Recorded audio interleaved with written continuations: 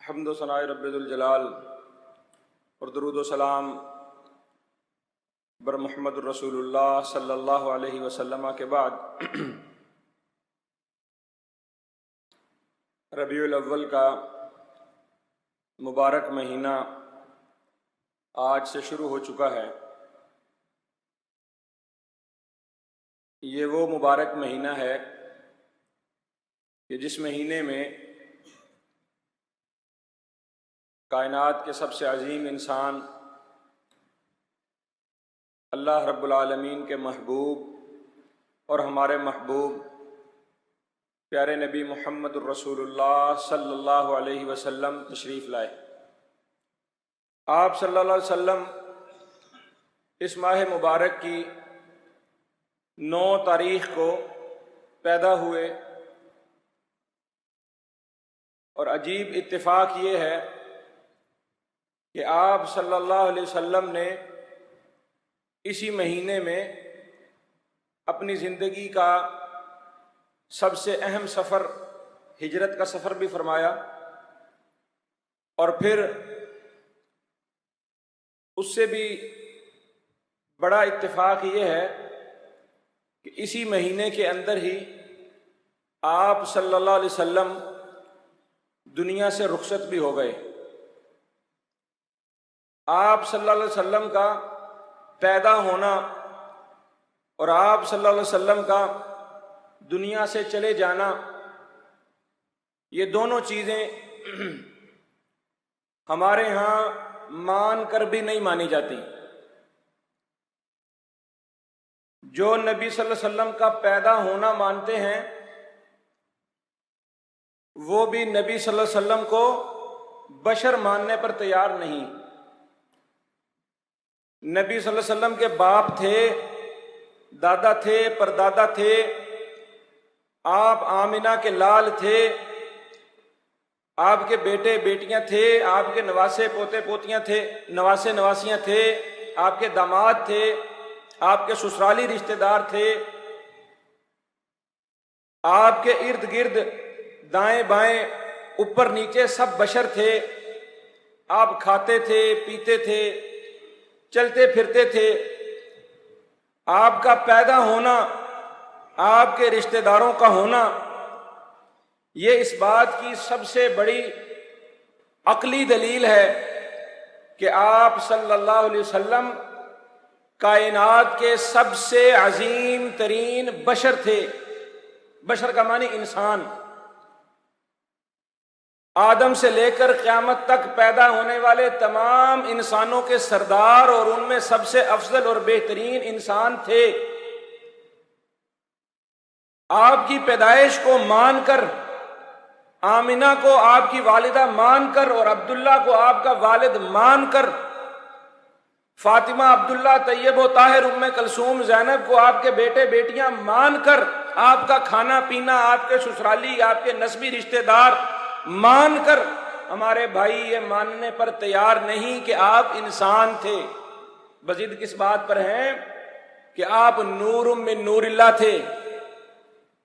دوسری بات، نبی کریم صلی اللہ علیہ وسلم کا اس دنیا میں آنا اور پھر اس دنیا سے رخصت ہو جانا، پہلے ہماری زندگی سے پہلے یا شعور سے پہلے آپ بزرگوں میں سے کچھ کی جن کی داڑیاں سفید ہیں وہ گواہی دیں گے کہ اسی مہینے میں ایک دن منایا جاتا تھا 12 وفات کا۔ یہ ہم نے سمجھایا کہ 12 وفات نہ مناؤ، پھر سمجھ آئی ہمارے دوستوں کو کہ ہم تو وفات ہی نہیں مانتے تو ہم مناتے کیوں ہیں؟ ہم تو حاضر ناظر مانتے ہیں، ہم تو زندہ اور سننے والا مانتے ہیں، پھر ہم وفات منائیں کیوں؟ وفات کو مانتے نہیں، وفات کو مناتے تھے۔ پھر وفات منانا ہم نے چھڑوایا تو میلاد منانا شروع کر دیا۔ اب میلاد کو مانتے ہو، اس مولد کو بشر نہیں مانتے۔ تو بھائیو، یہ وہ مہینہ ہے مبارک جس میں کائنات کے سب سے عظیم بشر محمد الرسول اللہ پیدا بھی ہوئے اور آپ صلی اللہ علیہ وسلم اس دنیا سے رخصت بھی ہو گئے، جس طرح کہ ہر انسان نے رخصت ہو جانا ہے۔ آپ صلی اللہ علیہ وسلم نے 63 بہاریں گزاری۔ آپ صلی اللہ علیہ وسلم کے بعد آپ کے صحابہ نے بھی، اس کے بعد آپ سے محبت کرنے والی بہت بڑی امت نے بھی، ہر ایک نے اپنی اپنی استطاعت، توفیق اور ہمت کے مطابق نبی کریم صلی اللہ علیہ وسلم کا تذکرہ، آپ کی سیرت کا بیان کرنے کی کوشش کی۔ اگرچہ نبی کریم صلی اللہ علیہ وسلم کا تذکرہ مجھ حقیر فقیر کے بس میں کیا ہونا ہے، عمر نوح بھی مل جائے اور جادو بیانی بھی مل جائے اور لکھنے کو سارے درختوں کے قلم بنا کر دے دیے جائیں اور سمندروں کی سیاہی بنا کر دے دی جائے، محمد الرسول اللہ صلی اللہ علیہ وسلم کی ذات کا بیان، آپ کی صفات کا بیان، آپ کا ظاہری جمال، آپ کا باطنی کمال، کسی بات کا حق ادا نہیں کیا جا سکتا۔ پھر بھی ہر مسلمان اپنے ذوق اور اپنے شوق کے مطابق اس مہینے میں بالخصوص کوشش کرتا ہے کہ نبی کریم صلی اللہ علیہ وسلم کے تذکرے کو عام کیا جائے، آپ کی سیرت طیبہ پر زیادہ سے زیادہ روشنی ڈالی جائے۔ اس مہینے میں تذکرہ رسول اپنے جوبن پر ہوتا ہے، بلکہ میرا تو یہ ماننا ہے، بلکہ میرا یہ ایمان ہے کہ اس زمانے کی ہر صدی میں اور صدی کے ہر سال میں، سال کے ہر مہینے میں، مہینے کے ہر دن میں، دن کے ہر ہفتے میں، ہر ہفتے کی گھڑی میں، ہر منٹ اور ہر سیکنڈ کوئی ایسا نہیں گزرتا جس میں محمد الرسول اللہ صلی اللہ علیہ وسلم کا تذکرہ نہ ہوتا ہو۔ کوئی ایک لمحہ، کوئی ایک لحظہ ایسا نہیں گزرتا جس میں سید الانبیاء، سید الاولین والآخرین کا ذکر نہ ہوتا ہو۔ پڑھا تھا کہیں، شاید بات ٹھیک نہ بھی ہو، سائنسی بات ہے، کہ جب سے دنیا بنی ہے تب سے ہر وقت بارش برس رہی ہے، ہر لحظہ بارش برس رہی ہے، آسمان سے بارش کا برسنا نہیں رکتا۔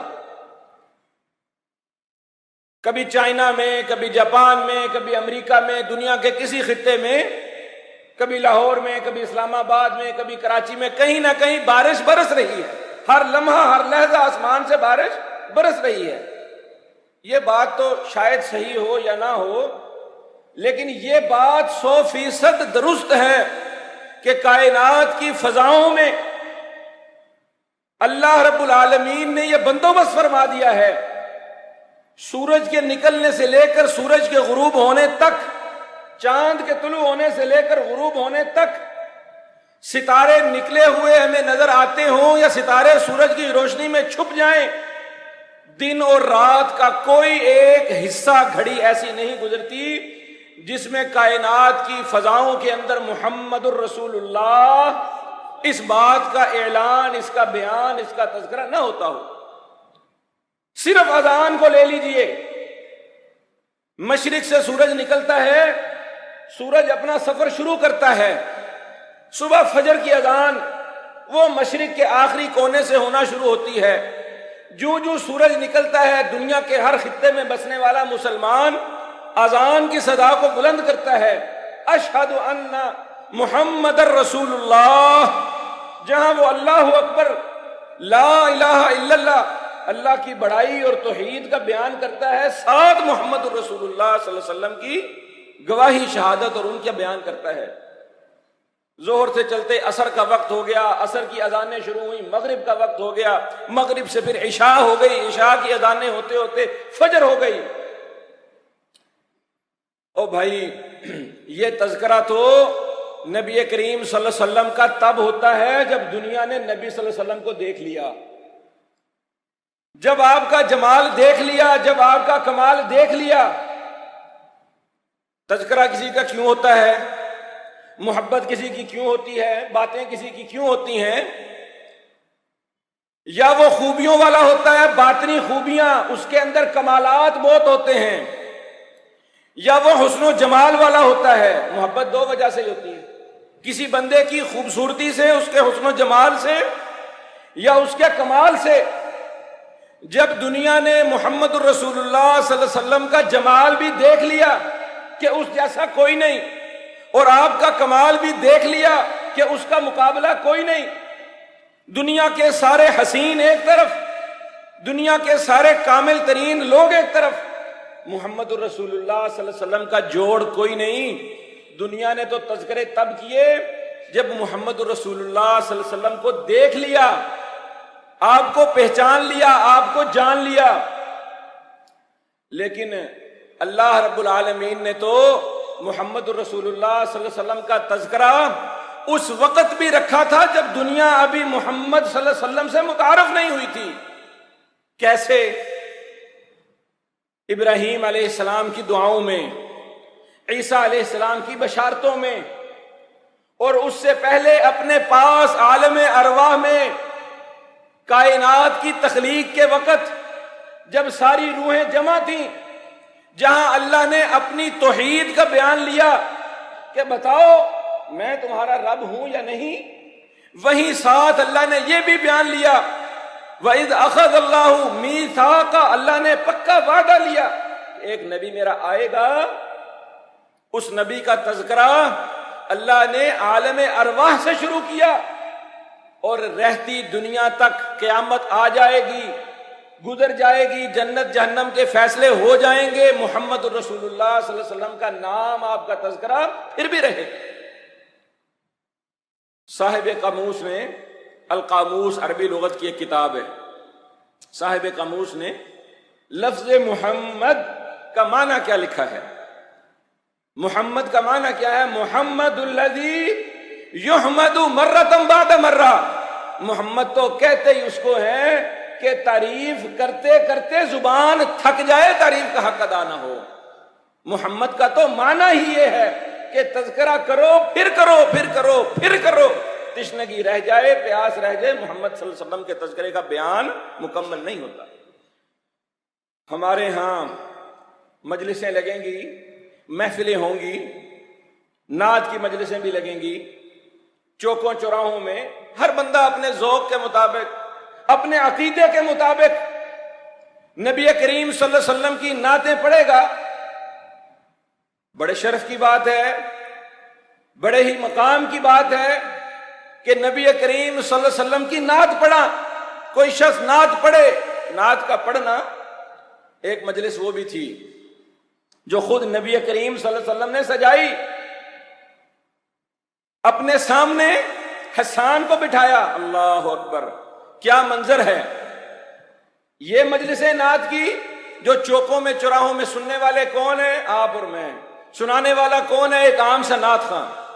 اور ایک مجلس وہ ہے جو مدینے میں سجی، نبی صلی اللہ علیہ وسلم کی مسجد میں سجی، منبر نبی کا، شاعر نبی کا، صحابی نبی کے، اور محمد صلی اللہ علیہ وسلم نے اپنے شاعر کو، اپنے نعت خواں کو، حسان بن ثابت کو خود منبر پر بٹھایا، محمد صلی اللہ علیہ وسلم خود نیچے بیٹھے۔ کہا مکے والے میرے دشمن، وہ میری بد تعریفی کرتے ہیں، میری ہجو کرتے ہیں، میری مذمت کرتے ہیں، تم میری تعریف کرو، تم میری نعت بیان کرو، تم میری مدح بیان کرو، تم میری ثنا بیان کرو۔ اللہ اللہ بھائیو، دیکھو یہ سنت ہے، یہ محمد رسول اللہ صلی اللہ علیہ وسلم کا طریقہ ہے۔ جب بھی دشمن، جب بھی کافر نبی کریم صلی اللہ علیہ وسلم کی ذات پر کیچڑ اچھالے، جب بھی وہ آپ صلی اللہ علیہ وسلم کی سیرت پر اعتراض اٹھائے، جب بھی آپ کی شان میں گستاخی کرے، سیرت کا بیان عام کر دو، نعتوں کا پڑھنا عام کر دو، محمد الرسول اللہ صلی اللہ علیہ وسلم کے تذکرے ہر جگہ عام کر دو۔ یہی کام آپ صلی اللہ علیہ وسلم کہا، وہ میری مذمت کرتے ہیں، وہ میری ہجو کرتے ہیں، حسان میری شان بیان کر، حسان میری نعت سنا۔ اللہ اللہ پھر شاعر بھی نبی کا، مجلس بھی نبی کی، مسجد بھی نبی کی، منبر بھی نبی کا، صحابہ بھی نبی کے، اور سننے والے صرف زمین پر بیٹھے ہوئے لوگ نہیں ہیں، سننے والے عرش پر بھی، جبرائیل بھی سننے والوں میں، اللہ رب العالمین بھی سننے والوں میں۔ اور حسان نے رضی اللہ تعالیٰ عنہ مصرع کیا اٹھایا، اللہ اللہ، وَأَحْسَنُ مِنْكَ لَمْ تَرَ قَطُّ عَيْنِي وَأَجْمَلُ مِنْكَ لَمْ تَلِدِ النِّسَاءُ، تجھ سے زیادہ حسین میری آنکھ نے دیکھا نہیں، وَأَحْسَنُ مِنْكَ لَمْ تَرَ قَطُّ عَيْنِي، میری آنکھ نے تجھ سے زیادہ حسین کوئی دیکھا نہیں۔ حسان تیری آنکھ نے دیکھا کیا ہے؟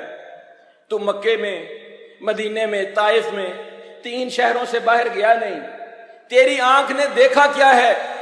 حسان نے اپنی سی کوشش کی، وَأَجْمَلُ مِنْكَ لَمْ تَلِدِ النِّسَاءُ، اور تجھ جیسا کسی ماں نے زیادہ جمیل جنا نہیں۔ اللہ اللہ، جبرائیل کہتے ہیں حسان تو نے کیا دیکھا؟ تیرا کیا بیان ہے؟ تو یہاں سے چلا، مکے سے مدینے تک آیا، چند لوگ دیکھے، تھوڑی سی دنیا دیکھی۔ میں نے ابراہیم کو آگ میں کودتے دیکھا، میں نے ابراہیم کو اپنا وطن چھوڑتے دیکھا، میں نے ابراہیم کو اپنے باپ سے لڑتے دیکھا، میں نے نوح کو مچھلی کے پیٹ میں دیکھا، میں نے موسیٰ کو بحیرہ کلزم کے کنارے کوہ طور کی چوٹیوں پر دیکھا، میں نے یوسف کے حسن کو مصر کے بازاروں میں، زلیخا کے درباروں میں، جیل کی کوٹھریوں میں دیکھا۔ اور میں نے کس کو نہیں دیکھا؟ میں نے سلیمان کو تخت پر اڑتے دیکھا، میں نے داؤد کے ہاتھوں میں لوہا نرم ہوتے دیکھا۔ آنچا خوباں ہما دارن تو تنہا داری، میں نے سارے حسن بھی دیکھے، میں نے سارے کمال بھی دیکھے، میں نے سارے جمال بھی دیکھے۔ محمد الرسول اللہ صلی اللہ علیہ وسلم میں دنیا کی ایسی کوئی خوبی نہیں، حسن کا ایسا کوئی استعارہ نہیں جو محمد الرسول اللہ صلی اللہ علیہ وسلم میں پورا نہ ہوتا۔ اللہ اللہ۔ او بھائیو، میں کہتا ہوں حسان نے بھی رضی اللہ عنہ کمال کر دیا۔ دوسرا مصرع اٹھایا، ایک شعر پڑھا، حسان کو بھی پتہ لگا کہ نبی صلی اللہ علیہ وسلم کی شان، آپ کا مقام بیان کرنے کا حق ادا نہیں ہو رہا۔ حسان نے بھی پورا زور لگایا، دل نکال کر رکھ دیا، اپنا سارا بیان نکال کر رکھ دیا، اپنا سارا فن نچوڑ کر رکھ دیا۔ خلقت مبرّا من کل عیب کانک قد خلقت کما تشاء۔ سمجھاؤں؟ عربی ہے نا، ہے تو بلیغ، ہے تو بڑی فصیح، سمجھ مشکل سے آتی ہے۔ حسان نے تو 2 مصروں میں بات کر دی نا، ویسے ترجمہ ایک پنجابی شاعر نے بھی کیا ہے، کوشش اس نے بھی پوری کی۔ پنجابی تو آپ کو سمجھ آئے گی نا، شوق سے سمجھ آئے گی۔ ویسے میرا پنجابی کا ذوق نہیں ہے، لیکن میں ترجمہ پنجابی میں سناتا ہوں۔ سادہ ترجمہ کیا ہے اردو میں؟ کہا تو ایسے پیدا ہوا ہے، خلقت مبرّا من کل عیب، تجھے تو پیدا کیا گیا ہے ہر عیب سے پاک، ہر خامی سے پاک۔ تیری بھویں، تیری زلفیں، تیرے ماتھے کی شکنیں، تیری داڑھی کے بال، تیرے زبان کا لعاب، تیری گفتگو کا انداز، تیرا سننا، تیرا خاموش ہونا، تیرے ہاتھوں کی ہتھیلیاں، تیرے پاؤں کے تلوے، تیرے سینے کی چوڑائی، تیرے چہرے کی گولائی، کوئی چیز اللہ نے ایسی نہیں چھوڑی جو کمال نہ بنائی ہو۔ کہا ہر عیب سے پاک بنایا ہے، کأنک قد خلقت کما تشاء، ایسے تھا جیسے تو اللہ کو کہتا جاتا تھا ایسا بنا دے، ایسا بنا دے، ایسا کر دے، اللہ ویسے بناتا۔ تو نے کہا اللہ میرا ہاتھ ایسا بنا دے، میں ابو بکر کے زہر والے ہاتھ پر رکھوں تو اس کا زہر صاف ہو جائے۔ اللہ میرا ہاتھ، اس کی انگلی ایسی بنا دے، چاند کو اٹھاؤں تو 2 ٹکڑے ہو جائے۔ اللہ میرا لعاب ایسا بنا دے کہ میں کنویں میں ملاؤں تو کھارا پانی میٹھا ہو جائے۔ اللہ میرا پسینہ ایسا بنا دے کہ شیشیاں لے کر لوگ قطاروں میں کھڑے ہو جائیں، خوشبو کے لیے اس میں بہا دے۔ تو نے تو اللہ کو جیسا کہا اللہ تجھے ویسا بناتا گیا۔ من چلے لوگ نا، اے نوجوان، کبھی آپ دیکھیں سڑکوں چوراہوں میں کالجوں کا باہر پھرتے ہوئے، کسی کو دیکھ کر نا حسین کو کیا کہتے ہیں؟ ویلے بہ کے رب نے بنایا تینوں، اللہ نے تجھے فرصت میں بنایا، اللہ نے تجھے تیری منشا کے مطابق بنایا، اللہ نے تجھے تیری پسند کے مطابق بنایا. کسے ماں ایہو جیا جنیا نہیں, کسے ماں ایہو جیا نہیں جنیا جویں اپنی مرضی مطابق او بنیا. یہ جو پنجابی میں اس کا ترجمہ کیا, کسے ماں ایہو جیا نہیں جنیا جویں اپنی مرضی مطابق او بنیا. سو اپن نفاست تے پھلاں دا چہرہ, سو اپن نفاست تے پھلاں دا چہرہ, میں قربان اللہ محمد دا چہرہ, میں قربان اللہ محمد دا چہرہ. مصور نے بس انتہا کرے سٹی, مصور نے بس انتہا کرے سٹی, بڑی ریج نال تصویریں کٹی. مصور نے بس انتہا کرے سٹی, بڑی ریج نالے تصویر کٹی. حسینہ جمیلہ دا منہ موڑ دیتا, محمد بنا کے قلم توڑ دیتا. اللہ اکبر.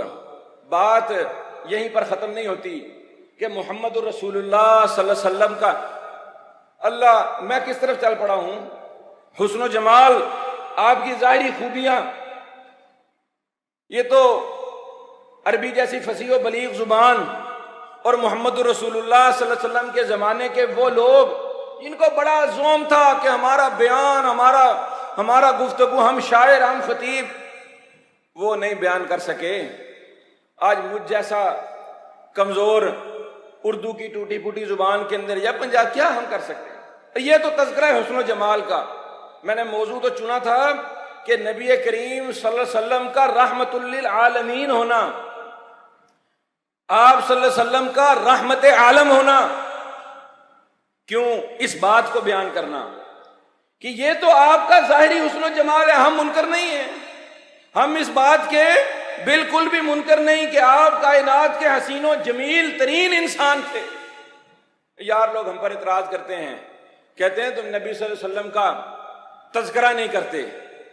واللہ میں اہل حدیث ہوں, اہل حدیثوں کا بیٹا ہوں, اور سنو کبھی اہل حدیثوں سے بھی ہم کمزور روایت بیان کرنا فضائل میں بھی درست نہیں سمجھتے.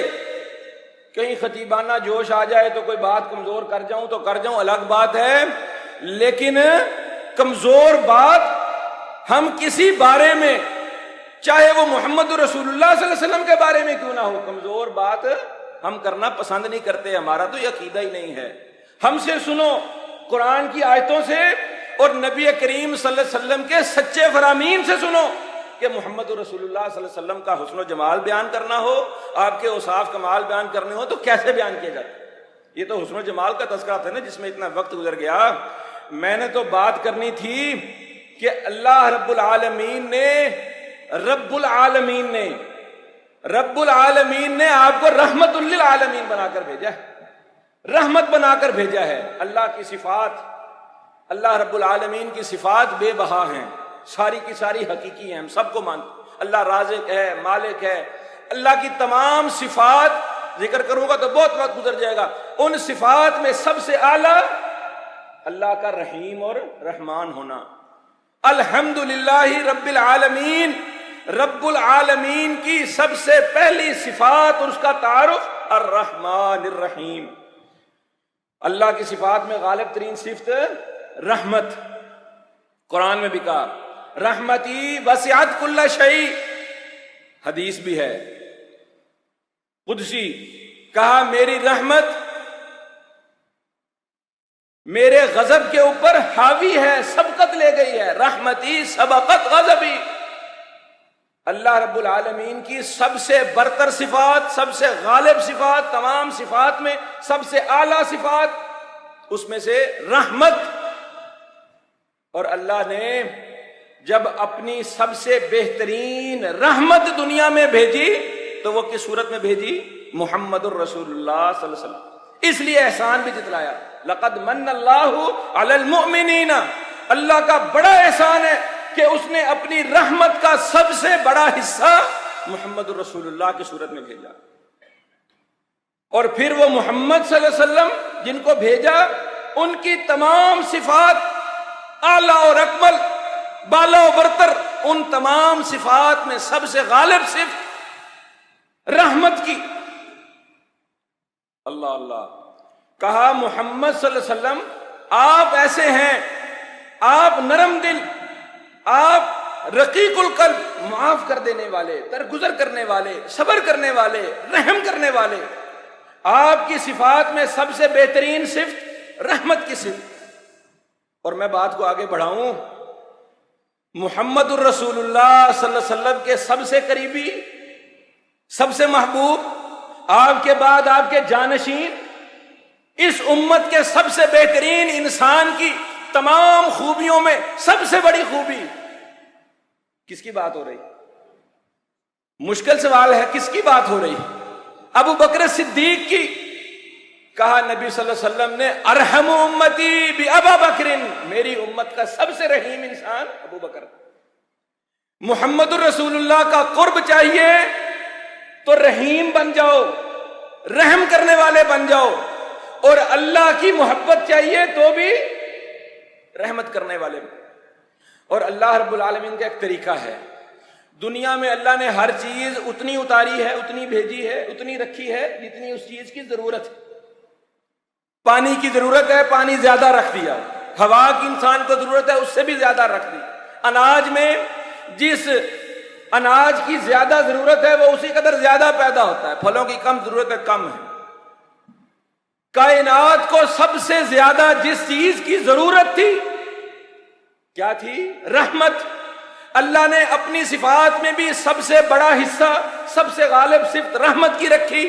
محمد الرسول اللہ کے اندر بھی سب سے بالا اور سب سے بڑھ کر سب سے غالب صفت رحمت کی رکھی. اور محمد الرسول اللہ نے جو اپنے صحابہ کو تیار کیا اور اپنا سب سے قریبی رفیق جس کو بنایا، اس صفت کی بنیاد پر بنایا کہ وہ اس امت کا سب سے رحیم انسان تھا.